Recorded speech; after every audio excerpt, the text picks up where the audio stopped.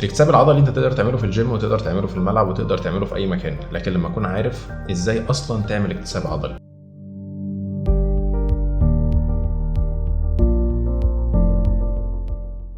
هل الجيم بيأثر على لاعب كرة القدم وبيتقل جسمه في الملعب ويخلي حركته أبطأ؟ دي الحقيقة فكرة خطأ جدا. الجيم يا جماعة هو عبارة عن مكان للتدريب، بيتقلني، بيخففني، بيقويني، أيا كان بيعمل فيا ايه. الجيم انا بوظفه زي ما انا عايز. الجيم ملوش اي علاقة بالعضلات والكبر والضخامة. الناس وظفت الجيم علشان يكبر عضلاتهم، لكن هو وظيفته مش كده. وظيفته انت اللي بتحددها.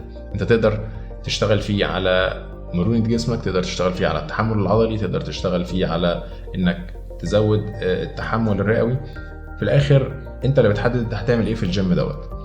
كل لعيبة الكورة بيخشوا الجيم، ففكرة ان انت خايف تخش الجيم دي فكرة غلط جدا، ويعني موروثات خاطئة احنا اتعلمناها في الكورة.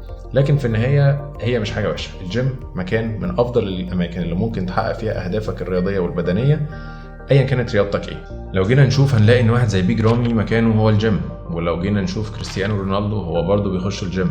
الاتنين بيروحوا، بس ده شكل وده شكل تاني خالص. فكرة اني اكبر عضلاتي او اصغرها دي حاجة انا اللي بحددها. في النهاية لازم تبقى عارف انت هدفك ايه، ورايح الجيم تعمل هناك ايه، ازاي هتوظف الجيم وكل الادوات اللي فيه دوت علشان تحقق لك هدفك ايا كان هو ايه.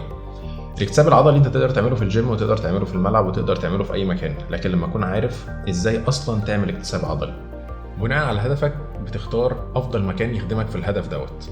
ما تخافش من الجيم، روح الجيم، روح الملعب، روح اي مكان تقدر تتدرب فيه. المهم في الاخر تكون عارف انت رايح ليه وهتعمله ازاي، وهدفك يكون واضح قدامك.